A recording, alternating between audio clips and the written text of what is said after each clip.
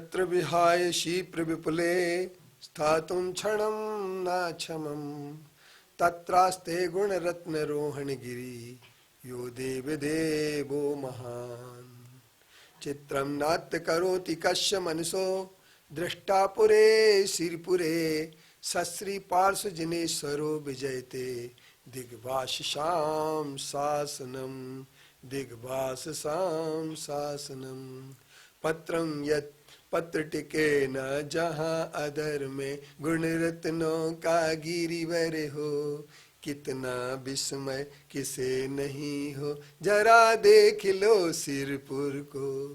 देवों के भी देव पार्श्व जिन अंतरिक्ष में शांत रहे युगों युगों तक दिगंबरों का जिन शासन जयवंत रहे। आदमी के अंदर भूख जरूर लगती है। प्रत्येक आत्मा भूख से दुखी होती है लेकिन परमात्मा को भूख नहीं लगती है। अरिहंत परमात्मा और सिद्ध परमात्मा दो परमात्मा होते हैं। इनके चूंकि अनंत सुख के धारी होते हैं इसलिए उनके लिए क्षुधा का असह्य दुख नहीं होता है।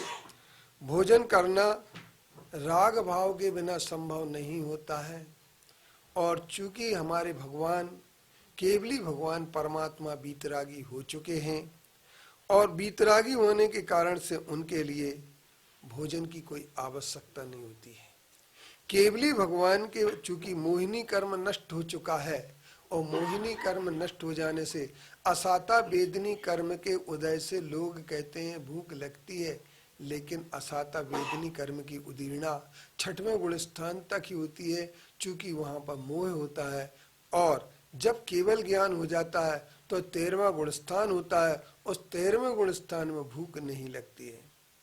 हमारे जैनियों का एक पंथ है जो कहता है कि भगवान भोजन उठा उठा करके ग्रास को खाते हैं, पानी भी पीते हैं, क्योंकि उनके पंथ में साधु एक बार नहीं कई बार खाते हैं और कई बार पानी पी लेते हैं। इस बात की पुष्टि करने के लिए उन्होंने भगवान को भी भोजन करा दिया और ये कहा कि उनके भूख लगती है। एकादश जिने, एकादश जिने सूत्र को कह करके उन्होंने कहा कि भगवान के भूख लगती है। लेकिन मैं एक बात कह देना चाहता हूँ, यदि भगवान को भूख लगे, यदि भगवान को भूख ही लगती है, वो भूख की बाधा, भूख का कष्ट उनके होता है, प्यास का कष्ट होता है, तो इसके साथ एकादश में उनके लिए और भी चीज़ें आएंगी।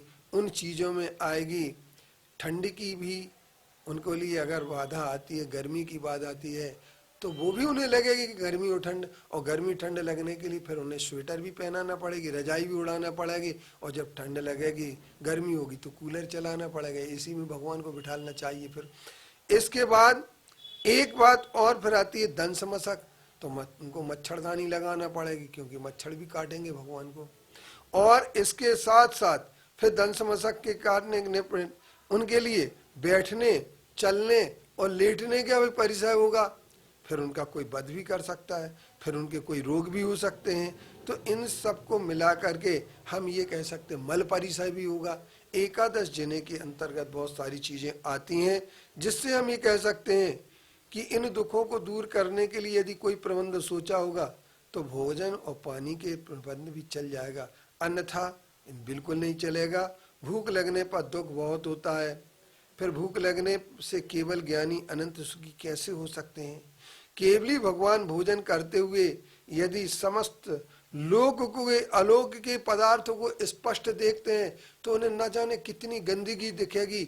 उस गंदगी को देख करके क्या वो भोजन कर सकते हैं? क्योंकि केवल ज्ञानी है और केवल ज्ञानी को सब कुछ दिखता है। जब सब कुछ दिखता है तो वो दिखते हुए उनके लिए न जाने मल मूत्र आदि से भरी हुई, न जाने खून से भरी हुई किसी का मर्डर हो रहा होगा तो वो भी दिखेगा, क्योंकि केवल ज्ञानी है। और वो इतना खून बहते हुए हत्या, जो उनके बूचड़ खाने हैं, बूचड़ खाने भी उनके ज्ञान में आएंगे और बूचड़ खानों को देख करके वो भोजन कैसे कर सकते हैं। इसलिए हमारे दिगंबर पंथ में एक ही बात कही गई है, और दिगंबर पंथ ही नहीं, जिनेंद्र भगवान के आगम में भी यह कहा गया है कि भगवान कभी भी भूख और प्यास की बाधा से दुखी नहीं होते हैं, क्योंकि उनके मोह का अभाव हो चुका है। नट्ठा या राय दोषो इंदी नानम च केवलिस जदो और तेन दुत सात आज सुख दुखम नत्थि इंदियजम।